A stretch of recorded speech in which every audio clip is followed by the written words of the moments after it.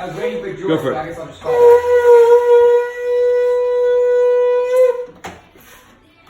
Alright, thank you, bye.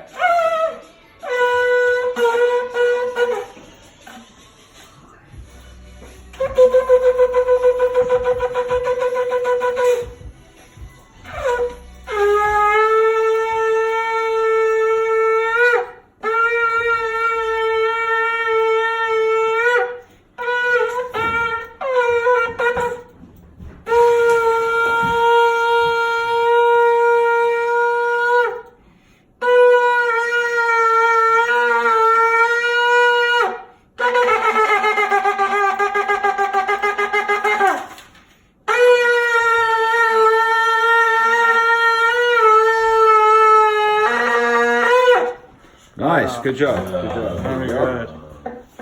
Alright, Good stuff. good to have you on to the guys. Sit on this guy. Today's a special day.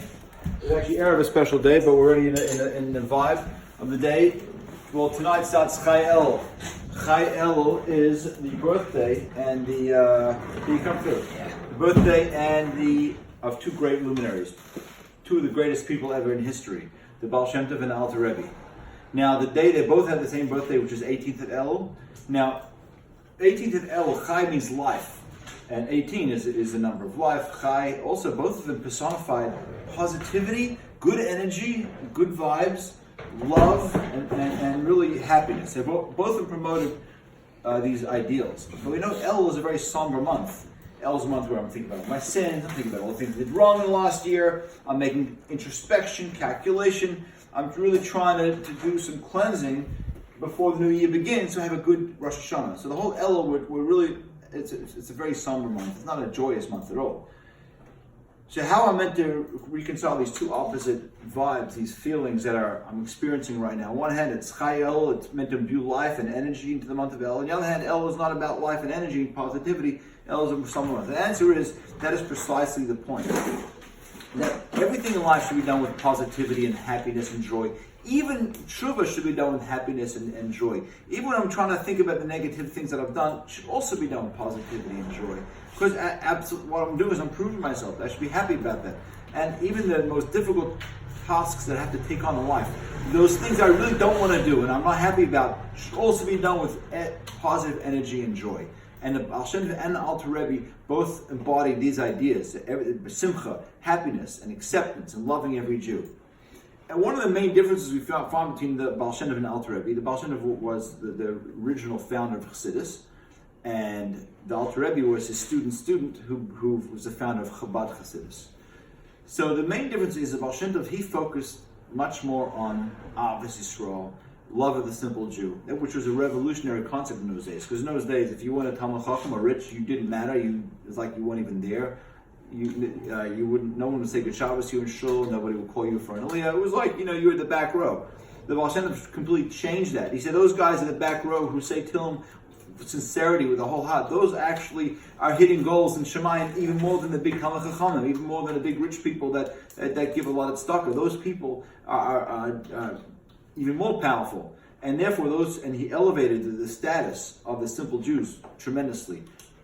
And even though the Baal Shem Tov also taught Chassidus, he also shared secrets of Torah, but his teaching of Chassidus was more done to the intellectuals. He's more teaching the intellectuals those topics. Would you say that the Alter Rebbe started, when he said the back row, to start bringing them up for a lady? Do you think that he started that whole movement of like going out, like reaching out and bringing them closer? Absolutely. So I would say that is kiruv. That was the definition of the beginning of kiruv. Yes. It's to bring in those guys. Absolutely. That's interesting. Yeah, because before that it was, even when he did that, it was completely taboo, and he took a lot of flack for it. People tried to shut him down. So the Baal Shem Tov was Why did people get behind him? Why? So why did people get behind him? Why? Well, it took time. There was a lot of opposition, and the Kiruv movement only started a major way 200 years later. But even these days, But the Rebbe, when the Rebbe started Miftzayim and going out, putting on tefillin, he got a lot of backlash on exactly, that. Exactly. But that would not have been able to happen without the Alter Rebbe. So the Rebbe is a continuation of the Baal Shem Tov. The Alter, it's all one continuation. And every time a new idea came out, there's opposition. But opposition is not a bad thing. Opposition is a good thing. That's cool, no? That's how you know you're doing something. Yeah. It's interesting because it started from within the Jewish community, just like the people in the back in the shul, all the way to the Rebbe, which is like leave your community, go to Manhattan where there are people just working and nothing, no shaykhis, not much of a shaykhis at least, and put tefillin on them. So you see how far it went. Now it's all over the world. But you can take a lesson from that. First, you got to fix what's right in front of your face. You got to first include those who are around right there, exactly. and be nice to those, and then you can go, wow, that's really cool. Wow, it escalated. It's very interesting, actually. When opposition came against the Rebbe, when he started doing the tefillin campaign and different campaigns, the Rebbe told those people who complain, what should we do about the opposition? He says, don't worry, those people who are opposing us will end up doing it themselves, and they're going to say they started it. so we see that already. So that prophecy was definitely fulfilled. So the Baal Shem Tov's focus more was on elevating the simple people, elevating their status, and telling their important. They all thought that they didn't matter. They all thought that they were just like kind of flies on the wall, non-existent Jews. But really, they had just as much power to do things as anybody else. And that was revolutionary. And then the Chassidus, he taught more to the intellectuals. Baal Shem Tov taught stuff to the inner circles of Kabbalah to teach, but not to the masses. The Alter Rebbe, he took it a step further, and he started with the printing of the Tanya. He took those concepts of Baal Shem Tov, these secrets of Torah, and he started teaching to the masses. And that was the achievement of the Tanya, the Alter Rebbe, that he actually took the intellect, the Chabad of Chassidus, Chachma bin Das, and made it intellectual for everybody. We'll do some questions afterwards, just finish the point. But so that was, the Baal Shem Tov was more in actual, obviously strong, but also intellect, and the Alter Rebbe was more intellect, and obviously was more kind of like on the secondary, but still very, very much there, the importance of every Jew and the power of the soul. And today we have, the streets are full of chassidus, there's yeshivas, there's people teaching it everywhere because of the great achievement that they did. And they explained to us that even in the month of Ellul, where we're somber, we can still be happy at the same time. How is that? Because a lot of people confuse bitterness with depression. Sometimes when things don't go well for us, we get depressed. And we feel bad about ourselves. Depression is negative. There's never a space in Judaism for depression. Depression is straight up negative. There's no energy involved. Bitterness is similar to depression, but it's much more energetic. It's much more energized. So if a person's feeling bad about the stuff he's done, either we could be depressed and upset about it, which is going to get us down, which is not going to help us achieve anything, or we could be bitter. Bitter is like, I'm upset about that. I'm going to change it. This is positive energy, and that's how we transform the vibe of Ellul from instead of being depressed to positive. Because when I'm energized about I'm going to do something, I'm going to change it, and I'm going to be really happy because I just made this huge, tremendous change in my life. So this is Ellul that even though we're doing tshuva, which can be a messy game, but we're doing it with positivity and with transformation. I want to leave off with one beautiful story about the Baal Shem Tov. He used to go to cities disguised. Nobody knew who he was. People thought he was a regular guy. No one had any clue that he was a hidden tzaddik. Did he shave? No, he had a beard, but beards were common then. And he would come to the cities and he'd gather people. He'd hang out with all the simpletons. All the people would hang out. And he would schmooze them and he would tell them stories from Gemara, easy stories. And one story that he used to say, which was very popular, he would tell them, is a famous story about there was a very, very wealthy man who was bringing up a huge ox as a carbon in the base of Mikdash. The times in the base of Mikdash. And he's going through the streets of Yerushalayim, really proud of himself. He's got his big ox covered in jewelry, and he's got his family around, and his music, and he's got a whole major procession going on, and everyone's feeling really good about it. Then suddenly, while the ox is going through these small streets of Yerushalayim up towards the base of Mikdash, the ox stops, doesn't want to move. No one could convince it to move. It's literally still.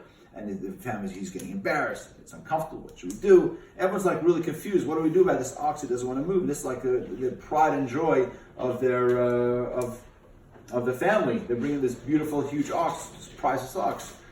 Then suddenly, this simple guy who just did his groceries, he's got like some few lettuce leaves sticking out of his bag, and he's walking past the ox, just doing his thing. And suddenly, the ox smells his lettuce leaves, which was all he's bringing home for his family, and the ox starts following him and it leaves.